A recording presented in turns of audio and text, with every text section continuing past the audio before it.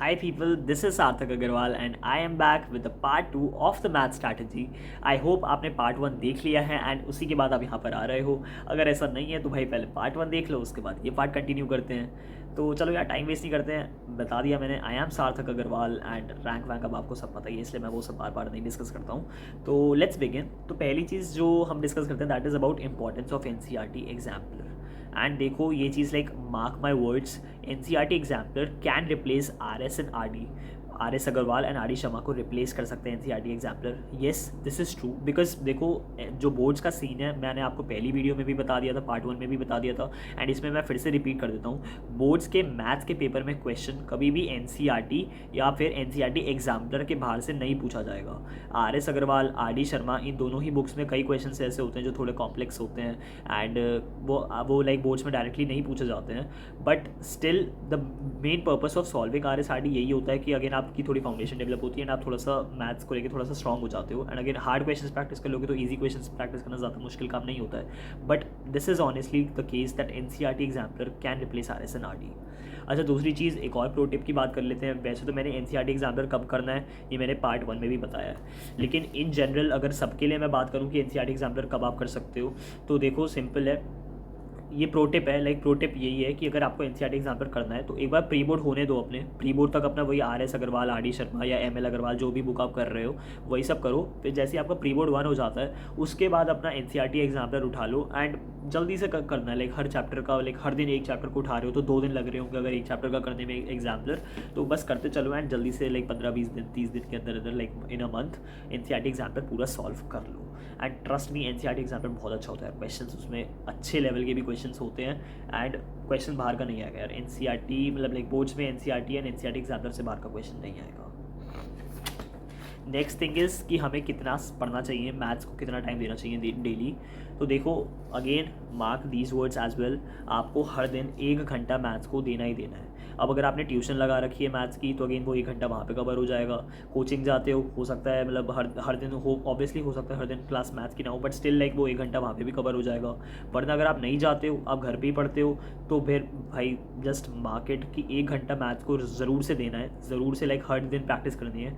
I know कुछ दिन skip हो जाएगा. फॉर एग्जाम्पल मान लो हिस्ट्री करने बैठे हो एंड रोते हो हिस्ट्री पढ़ रहे हो तो हो सकता है उस दिन मैथ्स स्किप हो जाए, बट उसकी कोई टेंशन नहीं है. लेकिन मेन पर्पस इसकी हाँ हर दिन आपका 1 घंटा मैथ्स होनी चाहिए, डेली प्रैक्टिस में रहनी चाहिए.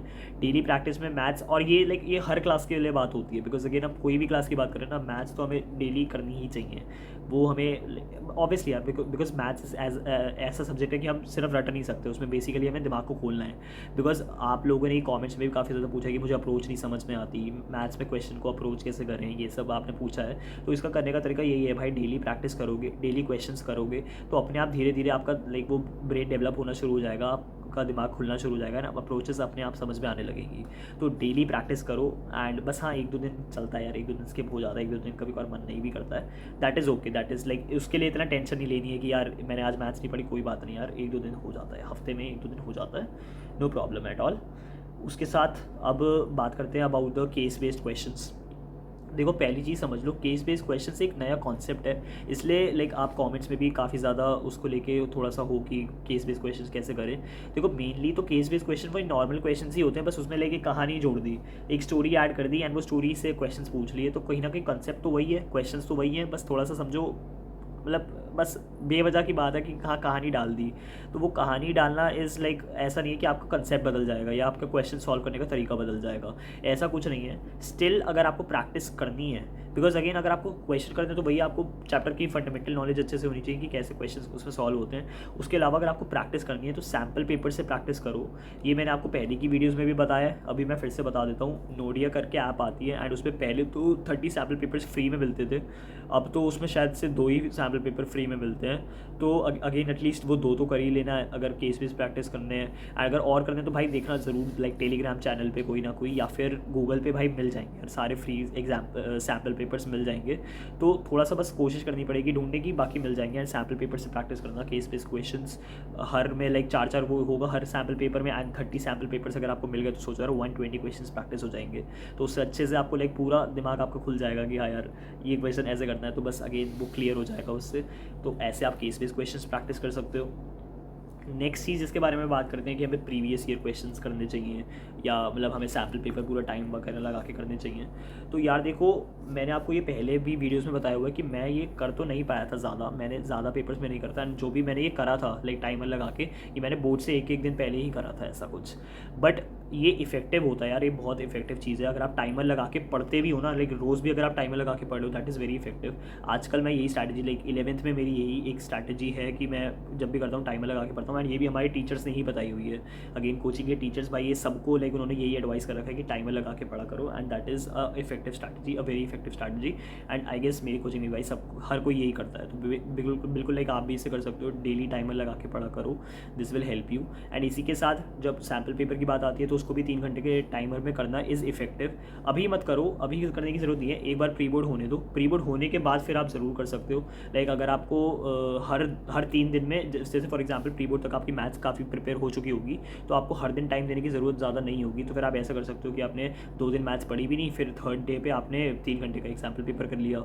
ऐसे करके अल्टरनेटिवली जो भी आपको कंफर्टेबल लगे उस हिसाब से आप सैम्पल पेपर प्रैक्टिस कर सकते हो 3 घंटे का टाइमर लगा के। एंड ये आपको हेल्प बहुत ज़्यादा करेगा, बिकॉज अगेन क्वेश्चंस आपको प्रैक्टिस हो जाएंगे आपके, एंड आपको टाइम लगा के करोगे, टाइमर लगा के करोगे तो आपके क्वेश्चन जल्दी भी होंगे, बिकॉज लाइक वो होता है, अगर आप टाइमर के साथ एक सेट टाइम में करते हो तो आपसे क्वेश्चन भी हो सकता है जल्दी बने, तो आपका टाइम भी ज़्यादा वेस्ट नहीं होगा, एंड क्वेश्चन भी ज़्यादा अच्छे से प्रैक्टिस होंगे। तो again previous year question sample papers basically practice कर सकते हो। Previous year question paper maths में लगाना is again very good thing. अगर आप चाहते हो कि आप सैम्पल पेपर नहीं करना तो आप प्रीवियस ईयर भी लगा सकते हो। बाकी सब्जेक्ट्स में इतनी हेल्पफुल चीज़ नहीं लगती मुझे प्रीवियस ईयर क्वेश्चंस करना, बिकॉज अगेन 2-3 साल से पैटर्न बदल चुका है। तो अगर आपको प्रीवियस ईयर क्वेश्चंस लगाने ही है तो 3 साल की लगाना, मतलब 2022 से लगा लेना, 22, 23, 24 इन तीनों साल के प्रीवियस ईयर लगा लेना। बाकी सब्जेक्ट्स के लिए हिंदी, इंग्लिश, SST, साइंस, इनके लिए 3 साल के लगा लेना। मैथ्स के लिए तो आप कहीं कितने भी लगा सकते हो। ऑब्वियसली देखो, मैं मानता हूँ थोड़ी सी अब एक्सरसाइज वगैरह कट गई हैं, सिलेबस कम हो गया है, बट स्टिल आप क्वेश्चन फाइंड कर सकते हो उसमें से जो भी आपको अच्छा लग रहा है क्वेश्चन, तो प्रीवियस ईयर क्वेश्चन कर सकते हो। अगेन वो आपको हेल्प करेंगे। प्रीवियस ईयर पेपर को आप ज़रूरी नहीं है कि आप टाइमर लगा के करो, बिकॉज अगेन आप गूगल पे भी सर्च करोगे ना तो हर चैप्टर के लिए कोई भी आपको वेबसाइट ऐसी मिल जाएगी जो कि प्रीवियस ईयर क्वेश्चंस आपको डेडिकेटेडली हर चैप्टर के लिए दे देगी। तो मान लो अगर आपका कोई चैप्टर खत्म हो जाता है, आपने पूरा अच्छे से प्रिपेयर कर लिया, तो आप उस चैप्टर के ही बेसिकली सारे प्रीवियस ईयर क्वेश्चंस भी एक बार में प्रैक्टिस कर सकते हो। That is also like quite acceptable, कोई दिक्कत वाली बात नहीं है। बाकी सैम्पल पेपर 3 घंटे का टाइमर मैंने बता दिया, प्री बोर्ड 1 के बाद आराम से करना। अभी ज़्यादा करने की ज़रूरत नहीं है, बिकॉज अगेन टाइम ज़्यादा लगेगा। आप 3 घंटा एक बार में बस एक, मतलब सोचो आप 3 घंटे में सिर्फ मैथ ही मैथ कर रहे होगे, तो अभी आपके पास इतना टाइम होगा अपनी, आपको सिलेबस वगैरह पूरा कवर करना है, तो इसलिए प्री बोर्ड 1 के बाद करना। बाकी ऑनेस्टली बताता हूँ, ऑनेस्टली आपको सैम्पल पेपर बार बार करके फ़ायदा मिलेगा। अगेन आपकी स्पीड बढ़ेगी। अगर आपकी स्पीड स्लो है, अगर आपकी स्पीड क्वेश्चन सॉल्व करने की स्लो है तो आपको ज़रूर करना चाहिए, बिकॉज ये आपकी स्पीड बढ़ा देगी। जेन्युइनली भाई बढ़ाती है, अगर आप टाइमर लगा के पढ़ते हो तो स्पीड बढ़ाती है। बट अगर आपकी मैथ्स ठीक है, अच्छी है, एंड आप कर लेते हो सॉल्व, तो फिर सैम्पल पेपर सॉल्व करने का तरीका यही होता है कि आपने बस लाइक सैम्पल पेपर उठाया, आपको क्वेश्चंस ओरली देखने हैं और छोटे मोटे लाइक एक रफ पेपर में करते जाना है सोल्यूशन, जो भी ऑप्शन लाइक पहले MCQ ही होते हैं तो वो MCQ वगैरह जो भी जल्दी सॉल्यूशन करके सब कुछ रख देना है। एंड आपको कोशिश करनी है कि जैसे 3 घंटे का टाइमर होता है ना, लाइक 3 घंटे का पेपर होता है, तो वो सैम्पल पेपर आपका मैक्सिमम आपको रफ में कर रहे हो तो अगेन 1.5 घंटे से ज़्यादा आपको लगना नहीं चाहिए मैथ्स का वो पेपर करने में। तो अगर आप ऐसे कर सकते हो, अगर आपकी मैथ्स अच्छी है, स्ट्रॉन्ग है, तो फिर आप ऐसे सैम्पल पेपर प्रैक्टिस कर सकते हो। इससे आपके कम टाइम में ज़्यादा सैम्पल पेपर प्रैक्टिस होंगे। For example there is a possibility कि आप 3 घंटे में जहाँ पहले एक सैम्पल पेपर कर रहे होगे टाइमर लगा के, तो आप 3 घंटे में 3 सैम्पल पेपर कर लोगे। तो अगेन आप ज़्यादा क्वेश्चन से एक्सपोज होगे, तो आपको कहीं ना कहीं वो ज़्यादा बेनिफिट करेगा। बट वो तभी करना जब आपकी स्पीड है ऑलरेडी अच्छी।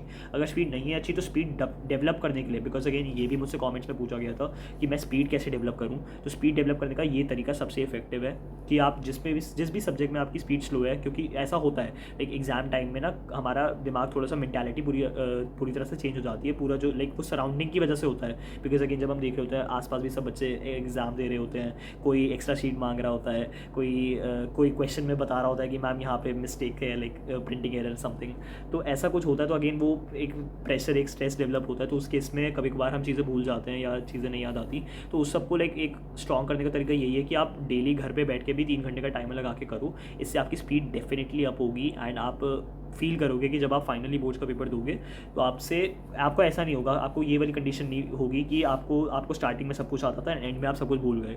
ऐसा कुछ नहीं होगा अगर आप ये चीज़ करते हो। इसी के साथ एक चीज़ होती है कि हमें लाइक बोर्ड्स के लिए, सीबीएसई बोर्ड्स के लिए हमें स्टेप मार्किंग मिलती है, तो हमें स्टेप्स कैसे लिखने होते हैं। तो यार देखो, स्टेप्स जो होता है ना, अगर आप फॉर एग्जांपल अगर आप स्कूल में ही जा रहे हो तो आप स्कूल में ही थोड़ा सा ध्यान दे लो, या स्कूल के टीचर्स ही आपको बता दिया करेंगे कि स्टेप्स क्या क्या स्टेप्स, लाइक कैसे स्टेप्स में अप्रोच करना होता है।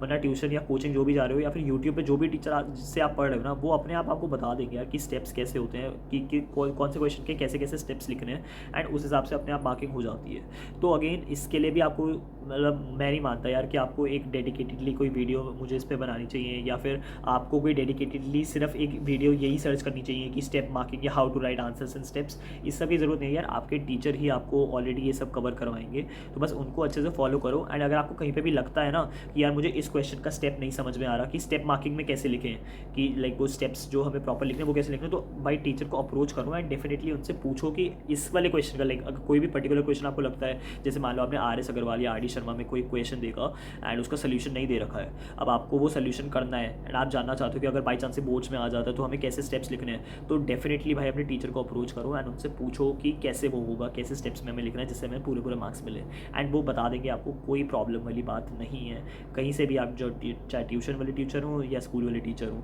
अगेन यूट्यूब वाले टीचर इस केस में इतना ज़्यादा हेल्प नहीं कर सकते हैं, बट स्टिल लाइक आप मुझे नहीं पता यार क्या केस रहता है, बट अगेन अगर उन्होंने टेलीग्राम या कुछ भी अपना शेयर कर रखा है, आप उनसे कर सकते हो, या कुछ डाउट सेशन वगैरह होते हैं तो अगेन आप उनसे वहाँ पे भी स्टेप्स वगैरह पूछ सकते हो। अब यार स्टेप मार्किंग को लेके एक चीज़ मेरे जस्ट अभी दिमाग में आई थी।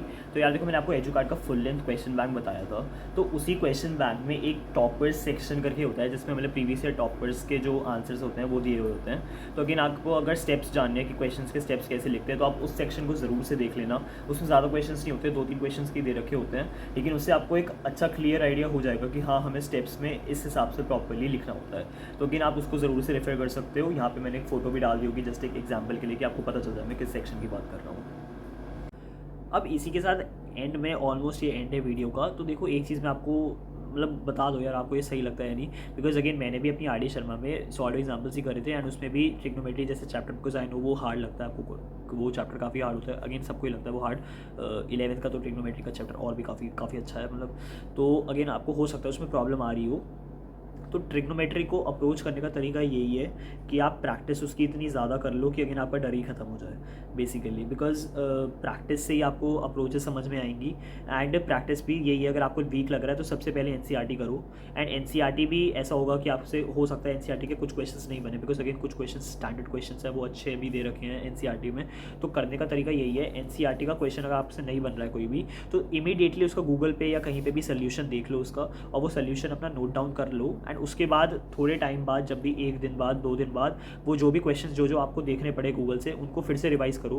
बेसिकली अपनी NCERT पे पहले कमांड अच्छी कर लो, ट्रिग्नोमेट्री जैसे स्पेशल चैप्टर के लिए तो स्पेशली पहले NCERT अच्छे से कवर कर लो, NCERT एग्जाम्पल्स भी और NCERT के क्वेश्चंस भी। उसके बाद आप NCERT एग्जाम्पलर कर लेना, फिर मतलब RS RD मत करना, बिकॉज अगेन RD में भी क्वेश्चन अच्छे, सॉल्व एग्जाम्पल्स में अच्छे क्वेश्चन भी हैं, तो उस केस में आप NCERT एग्जाम्पलर करना, बिकॉज अगेन वो लेवल पूरा सेट होता है, वो स्टार्टिंग के क्वेश्चंस इजी होते हैं, धीरे धीरे लेवल अप होता है, तो वो आपको हेल्प भी करेगा एंड क्वेश्चंस भी अच्छे खासे प्रैक्टिस हो जाएंगे। तो उस केस में आप NCERT एग्जाम्पलर करना सबसे सेकंड नंबर पे, NCERT के बाद NCERT एग्जाम्पलर करना। एंड दूसरी चीज़, जब आपको लगता है कि आपका NCERT एग्जाम्पलर भी हो गया, तो एक चीज़ जैसे आप मुझे बता दो, ये कॉमेंट्स में बता देना, बिकॉज अगेन मैंने भी RD शर्मा के जो भी अच्छे क्वेश्चन थे, मतलब वो ऐसे क्वेश्चन जो लाइक मुझे भी अच्छे लगे, बिकॉज अगेन पहली बार में मुझसे भी वो सॉल्व नहीं हुए थे वो क्वेश्चन, तो वो मैंने मार्क कर रखे हैं। तो अगर आप चाहोगे तो उन मार्क्ड वाले क्वेश्चंस की ही मैं PDF एक बना दूंगा एंड वो आपके साथ शेयर कर दूंगा, जिससे कि आप अगर फाइनल टाइम पे, या मतलब फाइनल टाइम कह लो, या फिर जब भी आपका लाइक आपको एडवांस क्वेश्चंस, या फिर एडवांस भी नहीं, लेकिन आपको थोड़ी प्रैक्टिस करनी है कि हाँ एक अच्छी वाली प्रैक्टिस हो जाए, जब आपको कॉन्फिडेंस आ चुका है कि हाँ मेरी ट्रिग्नोमेट्री अच्छी हो गई है, अब बस मुझे थोड़े अच्छे क्वेश्चंस मिल जाए, एक बार मैं वो देख लूँ, वो भी कर लूँ एक बार अच्छे से, तो मेरे लाइक पूरी ट्रिग्नोमेट्री में फिर मैं लाइक बिल्कुल निश्चिंत हो जाऊँ, तो मुझे बता देना, मैं वो PDF आपके साथ बना के शेयर कर दूँगा, एंड वो क्वेश्चंस भी आप अच्छे से कर लेना, बिकॉज अगेन मुझे लगता है RD शर्मा के वही वो बेस्ट क्वेश्चंस थे, तो वो बेस्ट लाइक 15-20 क्वेश्चंस होंगे ट्रिग्नोमेट्री के, तो बता देना अगर वो आपको उसकी PDF चाहिए। इट्स लाइक अ सजेशन जो आप मुझे दे सकते हो कि मुझे ऐसा करना चाहिए या नहीं, और ये मैं शॉर्ट में डाल दूँगा, बिकॉज अगेन शॉर्ट में ये सब चीज़ डाल दूँगा, तो मुझे बता देना। एंड अभी के लिए आई थिंक मैंने चीज़ें कवर कर दी हैं, मैथ्स के लिए मैंने सारी चीज़ें कवर कर दी हैं। उसके अलावा भी आपका कुछ भी डाउट बचता है तो प्लीज़ कमेंट में डाल देना, मैं कमेंट्स पढ़ता हूँ। हाँ, रिप्लाई हर कमेंट को नहीं दे पाता हूँ, बट स्टिल मैं कमेंट्स पढ़ता हूँ, तो आप अपना क्वेश्चन उसमें डाल देना। अगर ज़रूरत होगी तो कोई या तो चीज़ें शॉर्ट्स में कवर कर देंगे या फिर वीडियो बना देंगे। अभी के लिए it's this much only. I hope you like it. Like कर दो, सब्सक्राइब कर दो, एंड प्लीज़ यार अपने एक बेस्ट फ्रेंड के साथ तो एटलीस्ट शेयर कर ही सकते हो, तो अपने बेस्ट फ्रेंड के साथ शेयर कर दो। मिलते हैं, अब हिंदी का नेक्स्ट हिंदी स्ट्रैटेजी आने वाली है। Stay tune for it. Bye bye.